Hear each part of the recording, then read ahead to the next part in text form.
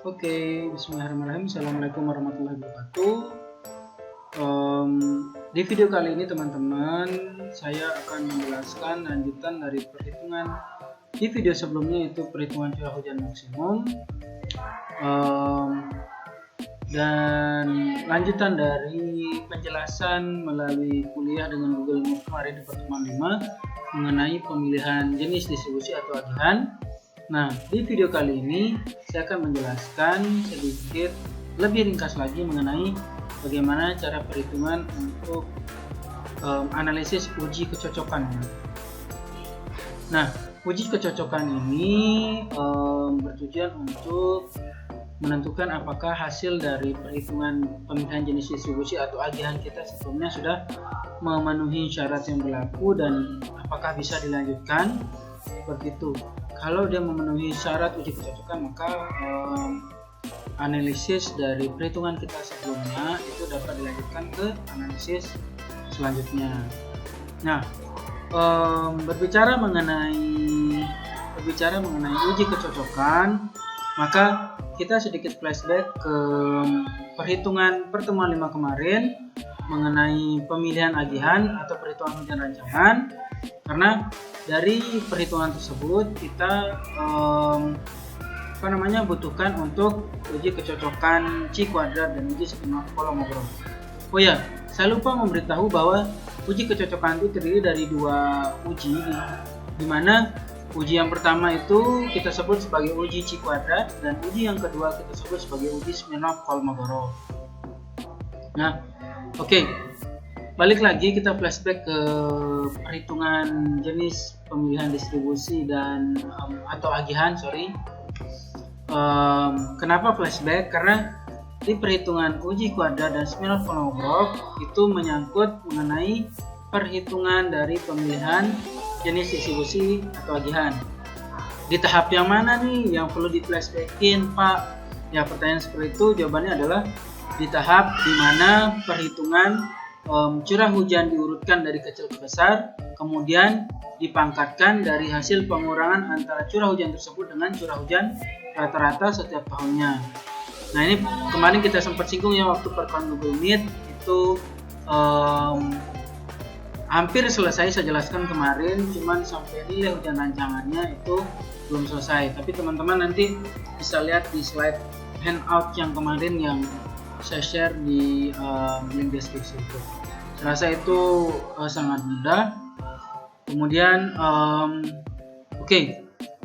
Selanjutnya adalah setelah mengetahui data curah hujan, maka data curah hujan yang kita gunakan itu kita urutkan nilainya dari yang terkecil sampai yang terbesar. Di mana data curah hujan yang dimaksud di sini adalah data curah hujan harian maksimum tahunan yang contohnya adalah seperti teman-teman hitung di perhitungan curah hujan maksimum sebelumnya. Videonya ada ya, sudah saya upload juga sebelumnya. Nah, perhitungan curah hujan maksimum itu hasilnya adalah digunakan untuk menjadi data untuk perhitungan pemilihan jenis distribusi atau agihan dan perhitungan uji kecocokan.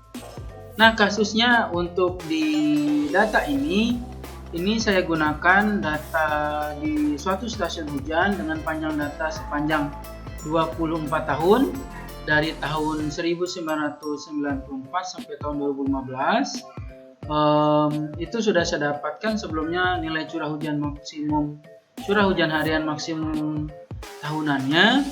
Kemudian setelah itu saya plotkan pada suatu tabel, di mana tabel yang sudah saya plotkan tersebut saya urutkan data dari tahun 94 sampai tahun 2015 tersebut dari urutan terkecil ke urutan terbesar.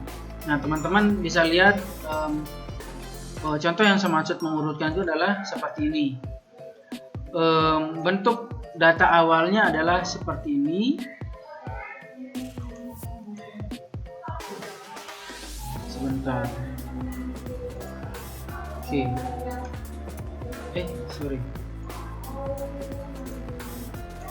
Nah, data awal dari curah hujan harian maksimum tahunan adalah sebagai berikut. Ini dia tahun 94 sampai tahun 2015, tahun 2017. Tadi dari tahun 94 sampai tahun 2017. Oke, ini ya, 94 sampai tahun 2017 itu memiliki nilai curah hujan maksimum seperti yang ada di screen, itu dari angka 55,3, 51,0 sampai tahun 2017 itu sebesar 91,1. Nah, kemudian data curah hujan harian maksimum tahunan ini diurutkan dari besaran terkecil sampai besaran terbesar, sehingga yang tadi tahunnya urut dari tahun 94 sampai 2017, ketika diurutkan dari kecil ke besar, maka angka dari curah hujannya itu urut, tetapi angka dari tahun si data hujan tersebut itu menjadi tidak urut lagi. Nah, seperti ini jika sudah direkap dengan baik, maka ini data hujan mentah data curah hujan harian maksimum tahunan yang masih mentah tadi, kita anggap mentah ya, kemudian di ranking dari kecil ke besar, maka hasilnya adalah seperti ini. Oke. Kalau ditanya gimana Pak cara ngurutinnya? Ada beberapa cara. Kalau cara yang saya dapatkan dari referensi ini, maka caranya adalah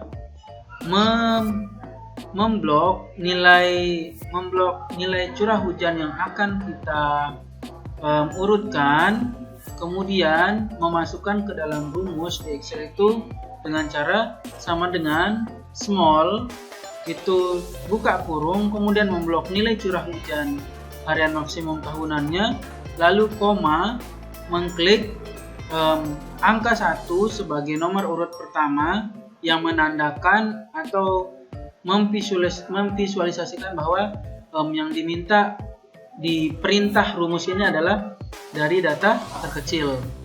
Oke, begitu. Kemudian tutup kurung lalu enter.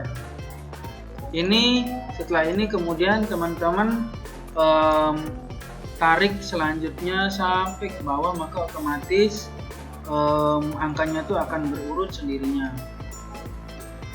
Yaps. Oke, berbeda dengan mengurutkan dari besar ke kecil, maka rumusnya adalah sama dengan large, memblok nilai data curah hujan dari tahun 94 sampai tahun 2017, kemudian koma, lalu mengklik angka sesuai urutan tahunnya. Dari tahun 94 dengan nomor urutan 1, 95 nomor urutan 2, sampai tahun 2017 dengan nomor urutan 24. Kurang lebih seperti itu. Ada juga cara yang lebih manual. Cara yang lebih manual adalah dengan cara teman-teman bisa memblok ini nilai curah hujannya, kemudian teman-teman copy dengan cara mengklik Ctrl C, lalu teman-teman paste dia secara spesial, paste value, lalu pilih paste spesial, lalu pilih paste values. Nah, seperti ini. Lalu teman-teman tinggal mengklik nilai atau perintah data, lalu mengklik icon ini, sort, ini namanya icon sort ya. Nah, A sampai Z ini menunjukkan urutan dari kecil ke besar, kemudian Z ke A ini menunjukkan urutan dari besar ke kecil. Nah, ini kita coba urutkan dari kecil ke besar, maka kita klik ini, nah, lalu yes, otomatis akan berubah dengan sendirinya. Lalu setelah teman-teman mendapatkan hasilnya sudah berurut, tinggal di copy aja nilai nomor urut dan tahunnya di samping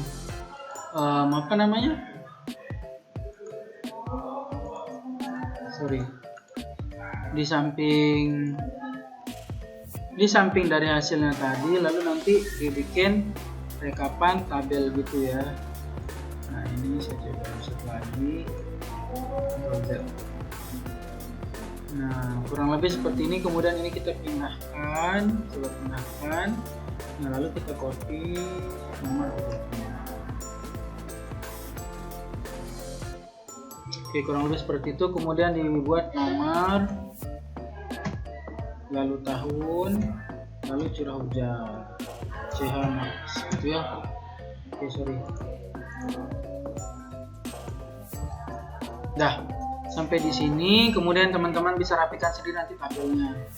Udah kurang lebih seperti itu. Ini saya kontrol Z aja.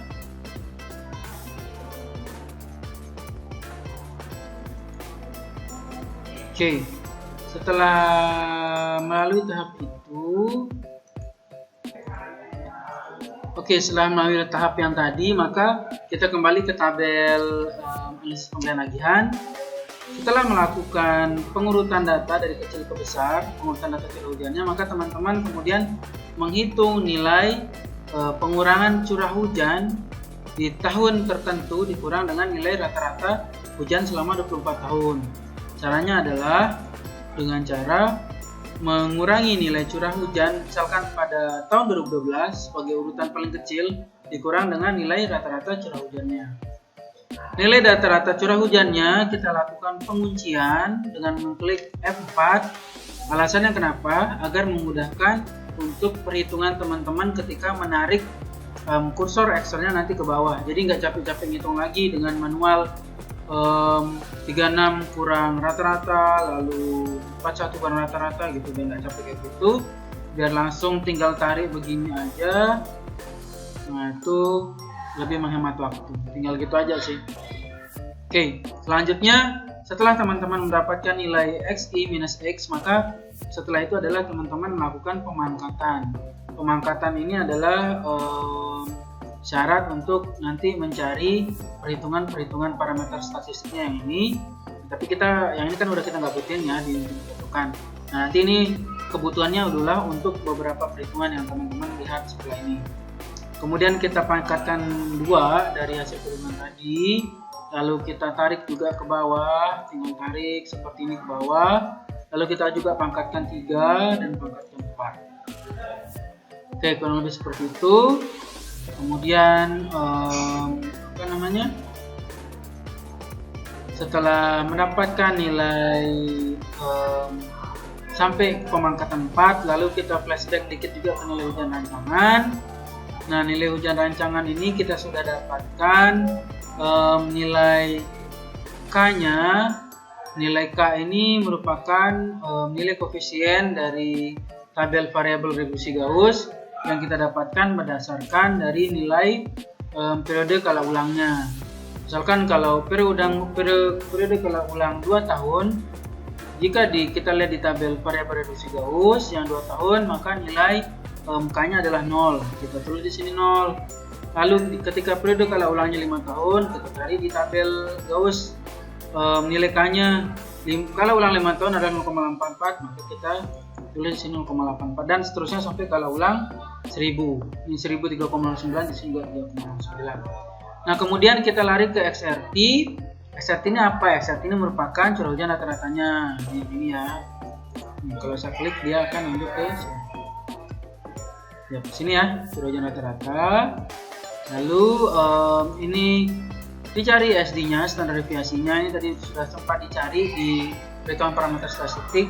Tinggal memasukkan rumus PDF, kemudian mengarsir kolom curah hujannya, akan ditemukan nilai standar deviasinya. Nah, setelah mendapatkan nilai K, XRT, dan SD, maka kita masukkan ke rumus hujan rancangan. Rumus hujan rancangan di sini itu karena tadi jenis distribusi atau agian normal yang terpilih adalah agian normal, maka disesuaikan dengan rumus hujan rancangan dengan agian normal. Rumus hujan rancangan dengan agian normal itu adalah rumusnya dengan menjumlahkan nilai rata-rata curah hujan ditambah dengan nilai K dikali dengan nilai standar deviasinya, lalu dilakukan tutup kurung. Oke, setelah itu tuh enter, lalu kita tinggal tarik ke bawah seperti ini. Ya, setelah tarik ke bawah maka didapatkan nilai hujan rancangan masing-masing periode kala ulang. Ya, kurang lebih seperti itu. Nah, nilai hujan rancangan ini nanti bermanfaat untuk kita menentukan nilai dari debit banjir rencananya dari perhitungan hidrograf Nakayasu. Oke, sampai di sini mungkin flashbacknya cukup. Sekarang kita menuju ke perhitungan uji kecocokan. Kita ganti sheet ya. Ya, sebelum ke sana saya jelaskan dulu. Jadi uji kecocokan ini mempunyai rumus yang sudah memang diterapkan sejak dahulu, di mana rumus-rumus atau persamaan-persamaan yang digunakan itu terdiri dari persamaan untuk mencari jumlah kelasnya. Jumlah kelas ini dinotasikan sebagai K. Lalu kita mencari nilai R. R ini merupakan pengurangan antara nilai curah hujan tertinggi dikurang dengan nilai besaran curah hujan terendah. Lalu IK ini merupakan nilai R dibagi dengan jumlah data hujan yang ada. Lalu ada EF. EF ini merupakan jumlah dari data hujan dibagi dengan nilai dari K.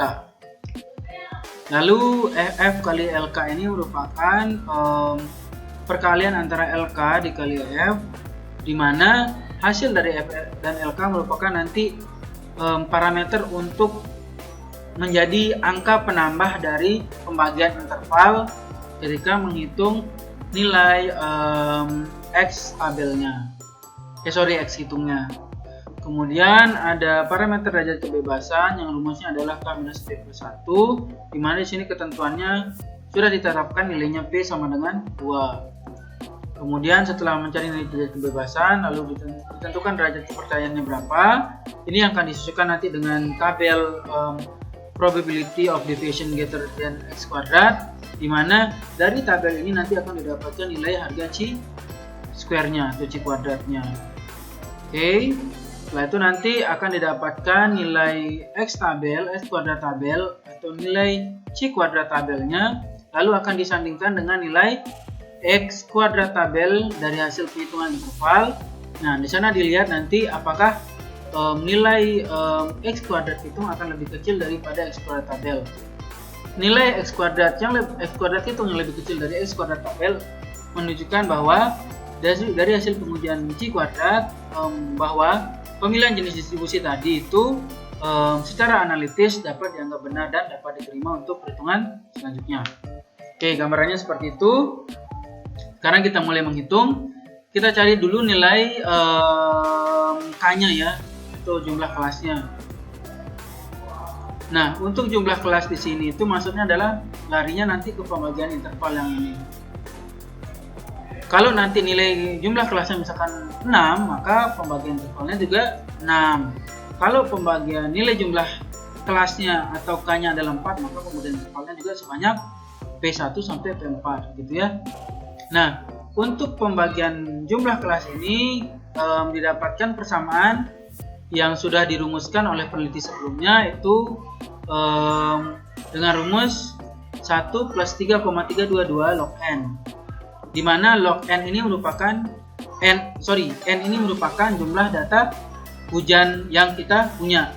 Kalau kita tadi data hujan kita adalah banyaknya sebanyak 24 data hujan, maka jika dimasukkan ke dalam rumus, persamaannya menjadi 1 plus 3,322 log N dalam kurung 24. Ya, ini ya, sudah dirumuskan.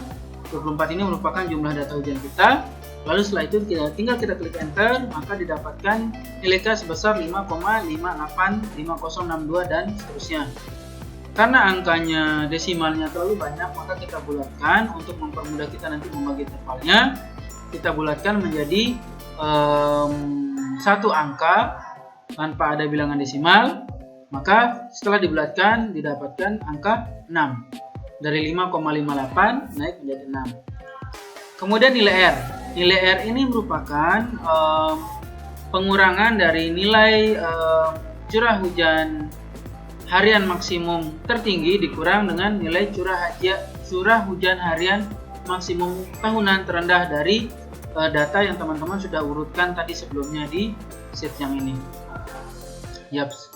Jadi rumusnya adalah 128,4 dikurang 24,600. Nah, itu maka didapatkan nilai sebesar 103,800. Kemudian mencari nilai IK atau LK. IK ini kita dapatkan dari pembagian antara R dengan jumlah data hujan. Dalam kata lain, IK sama dengan R per N kecil sebenarnya ya.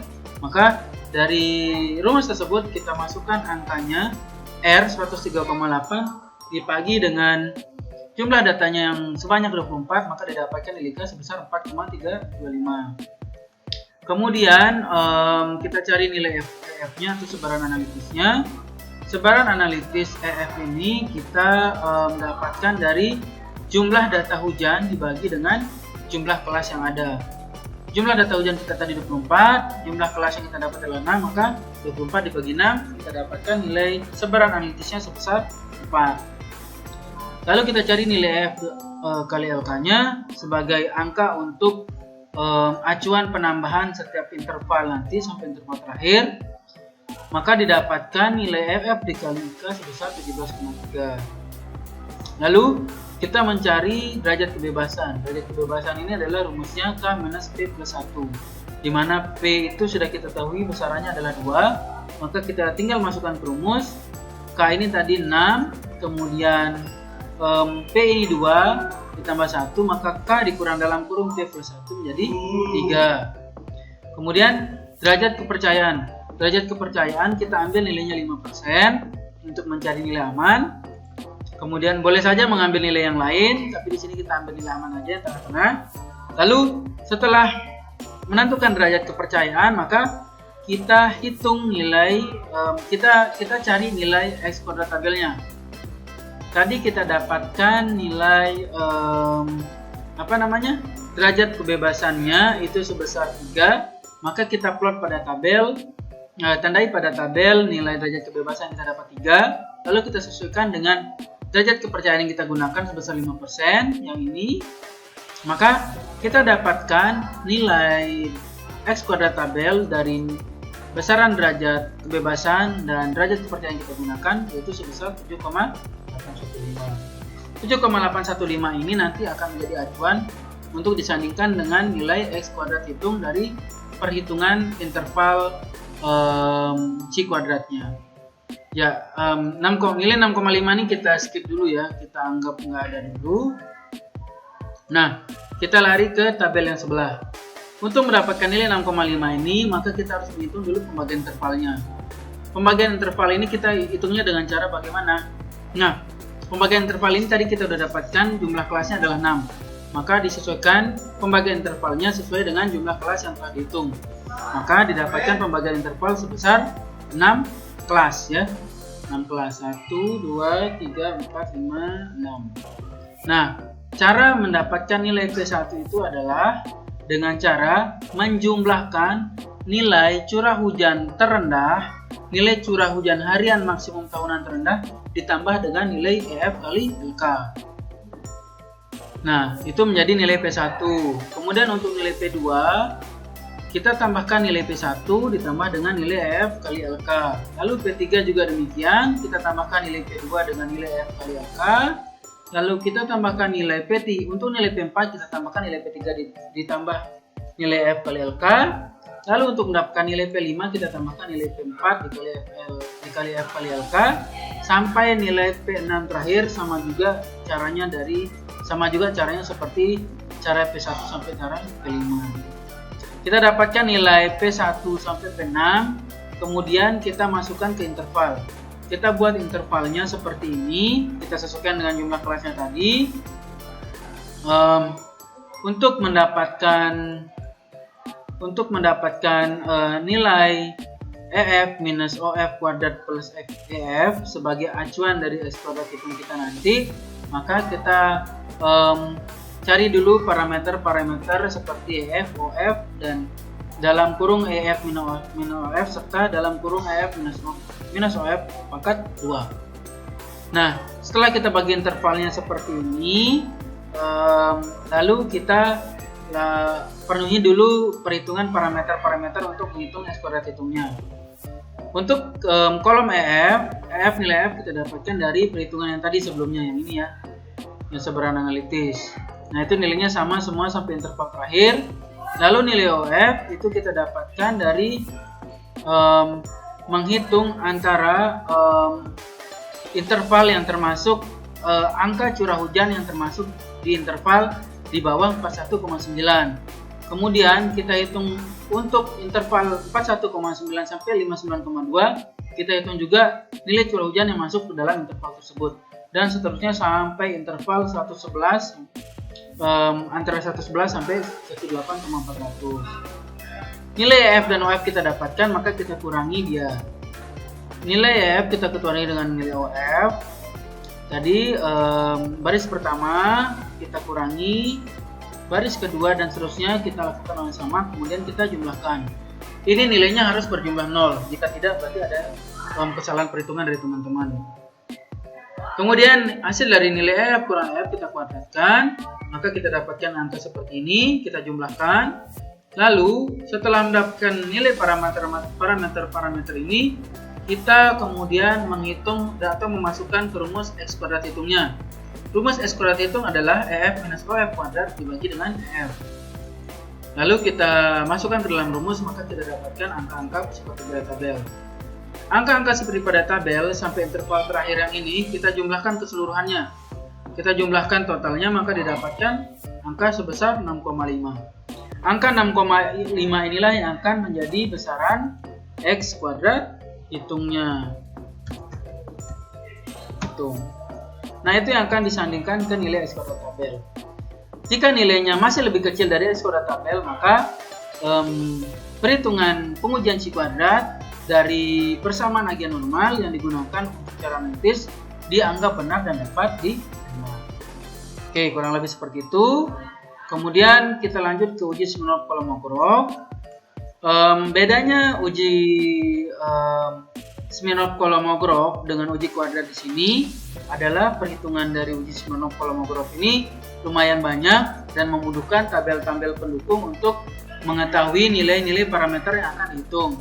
Tapi tentunya uji Smirnov-Kolmogorov ini memiliki langkah perhitungan yang tidak jauh beda dengan uji C kuadrat. Akhirnya nanti akan membandingkan nilai parameter kritis dengan parameter maksimumnya, apakah lebih kecil atau lebih besar. Kalau lebih kecil, maka perhitungan dapat diterima. Jika nilai maksimum pada tabel lebih kecil daripada nilai kritis, maka itu menyatakan perhitungan dengan menggunakan agian normal juga dapat diterima. Oke, kita mulai aja biar cepat. Untuk menghitung uji kecocokan, maka kita penuhi dulu parameter-parameter seperti menghitung parameter hujan rancangan tadi. Yang kita butuhkan adalah nilai M ini merupakan nomor urut, kemudian X ini merupakan nilai curah hujan yang sudah kita urutkan dari kecil ke besar. Lalu XRT ini merupakan nilai curah hujan rata-ratanya dari ke-24 data hujan harian maksimum tahunan ini. Lalu ada SD ini merupakan standar deviasi yang sudah kita hitung juga dengan memasukkan rumus sama dengan STDEV dalam kurung memblok nilai curah hujan yang panjangnya 24 tahun data tadi. Lalu kita mencari nilai FT dengan cara mengurangi nilai curah hujan dikurang nilai rata-rata curah hujan dibagi dengan standar deviasinya. Nah, nilai FT ini nanti akan menjadi acuan untuk menentukan nilai wilayah luas di bawah kurva normal. Karena tadi agian kita normal, maka kita menggunakan tabel wilayah luas di bawah kurva normal. Nah, pertanyaannya adalah dari mana sih kita dapat nilai wilayah luas di bawah kurva normal ini? Nah, itu yang saya singgung tadi mengenai tabel-tabel pendukung. Nilai wilayah luas di bawah kurva normal ini akan kita dapatkan dari tabel-tabel pendukung seperti yang akan saya tunjukkan sekarang. Oke, ini kita buka download.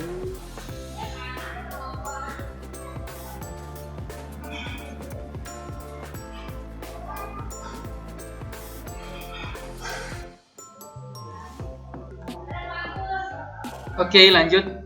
Nah, yang saya maksud tabel pendukung tadi untuk mencari nilai wilayah luas di bawah kurva normal adalah wujudnya seperti ini, teman-teman ya. Ini merupakan tabel yang sudah dibuat untuk memudahkan teman-teman mencari tabel nilai wilayah luas di bawah kurva normal. Kurva normal itu ditunjukkan dengan gambar sumbu X dan sumbu Y yang ada lengkungan yang mempunyai puncak lengkung seperti itu. Nah, kemudian setelah mengetahui tabel wilayah luas di bawah kurva normal ini, kemudian kita plot dari hasil FT tadi. Berapakah nilai FT-nya? Kemudian kita cari di tabel caranya. Nah, pertanyaan yang lain adalah di mana sih Pak kita dapatkan tabel ini? Tabel ini mudah saja teman-teman banyak dapatkan di Google. Teman-teman tinggal klik keywordnya tabel wilayah luas di bawah kurva normal, maka nanti akan keluar tabel seperti ini. Tinggal teman-teman download di Google. Ya seperti itu. Sekarang kita coba kembali ke Excel. Nah, tadi kita dapatkan nilai FT sebagai berikut.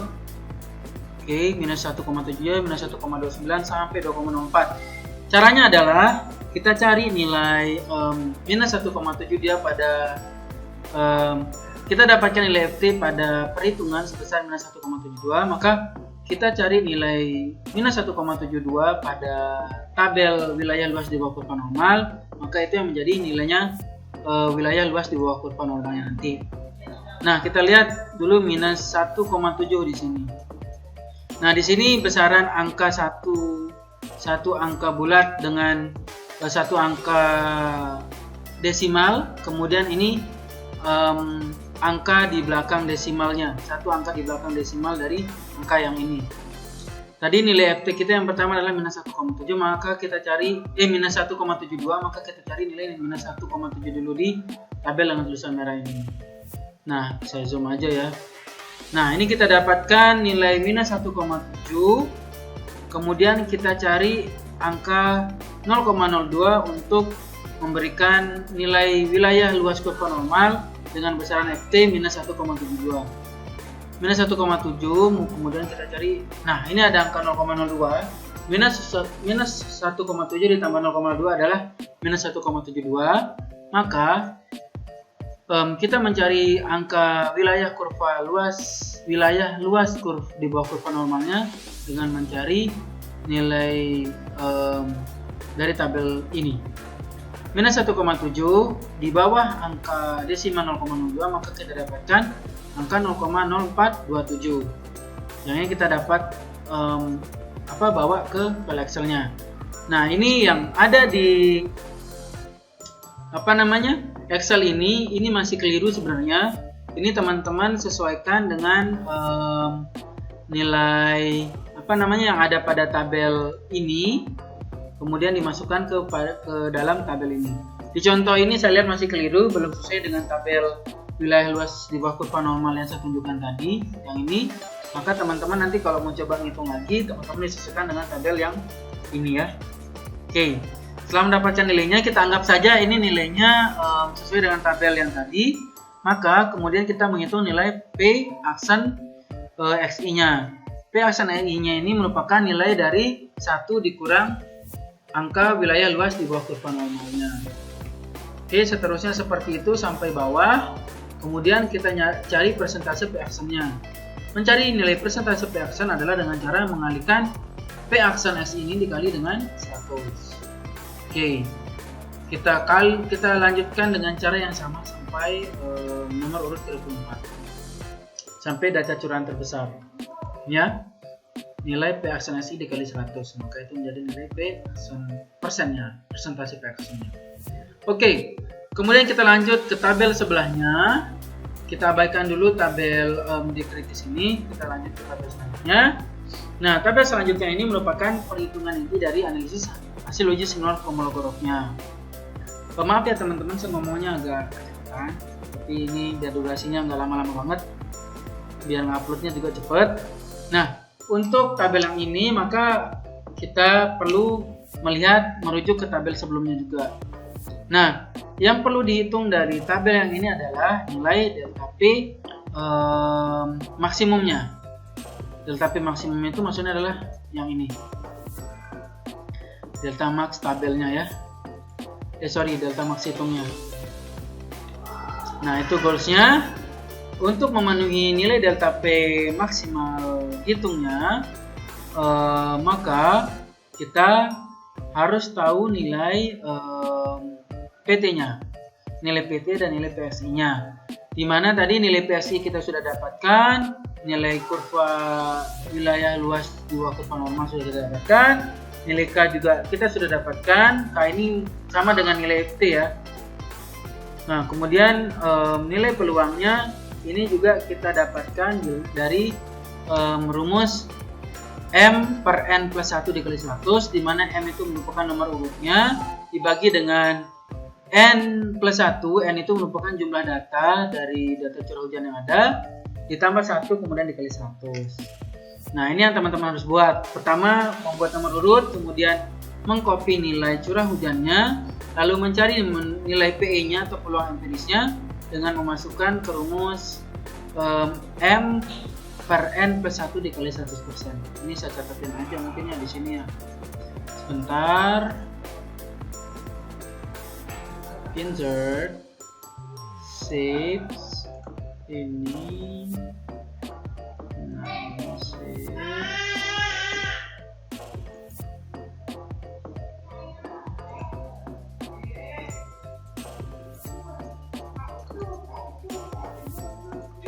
Nah, ini rumusnya adalah P sama dengan M per N plus 1 dikali 100.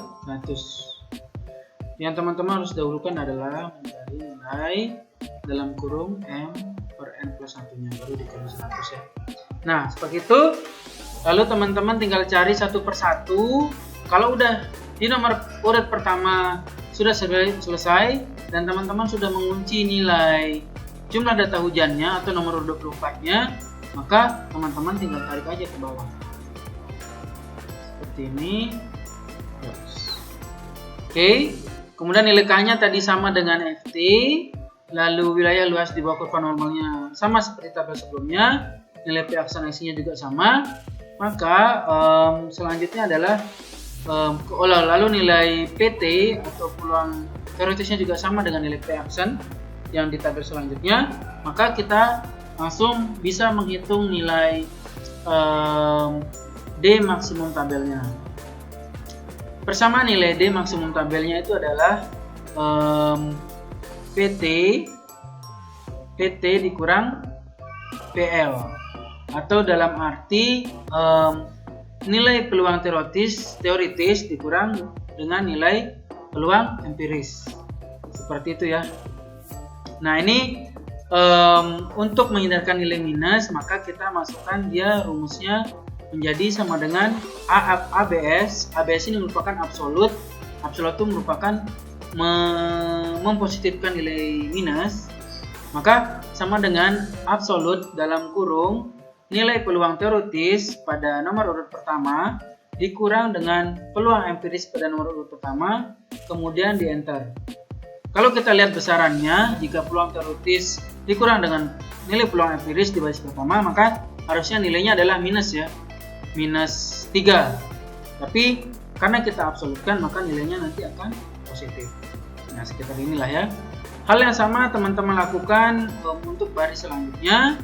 Setelah mendapatkan nilai dari baris-baris selanjutnya, maka teman-teman tapi mencari nilai maksimum dari nilai D maksimum tabel yang telah teman-teman hitung sebelumnya.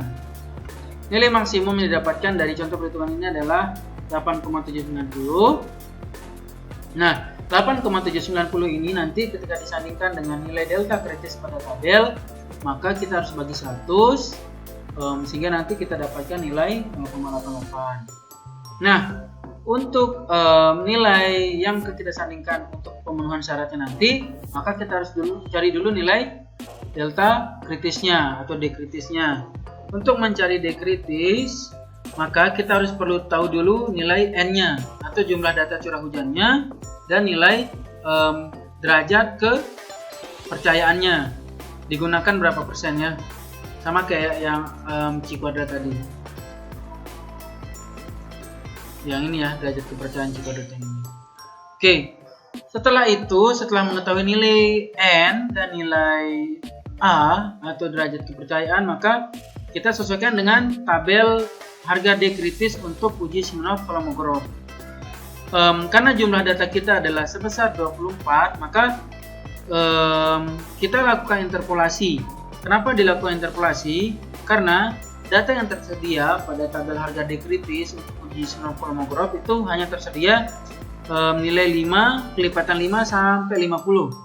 Nah, karena jumlah data kita 24, maka kita interpolasi data tersebut di angka 20, di antara angka 20 dan 25. Setelah melakukan interpolasi itu adalah rumusnya seperti ini, yaitu menambahkan nilai 0,9 ditambah dengan 24 atau jumlah data hujan kita dikurang dengan nilai minimum yang ada di harga D kritis pada tabel, lalu dibagi dengan nilai harga maksimum pada D kritis tabel, lalu dikurang 20 dikali dengan nilai 0,27 dikurang 0,9, maka didapatkan nilai D kritis untuk data 24 tahun data sebesar 0,274. Nah, didapatkan nilai D kritis dan D max tabel seperti hitungan tadi, maka kita sandingkan dia.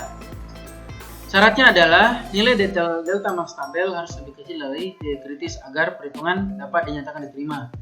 Dari perhitungan yang sudah kita coba hitung, maka didapatkan nilai delta max sebesar 0,088 lebih kecil dari nilai D kritis sebesar 0,74. Oke, berarti ini kita bisa nyatakan oke. Kurang lebih seperti itu ya teman-teman. Ini filenya nanti saya kasih, teman-teman bisa ulik-ulik lagi, coba-coba lihat lagi dari mana asal usulnya. Setelah itu teman-teman bisa asah diri dengan mencoba ulang latihan di rumah ya. Oke, kurang lebih seperti itu untuk video tutorial perhitungan uji kecocokan C kuadrat dan Smirnov Kolmogorov. Lebih kurangnya saya minta maaf. Sekian, assalamualaikum warahmatullahi wabarakatuh.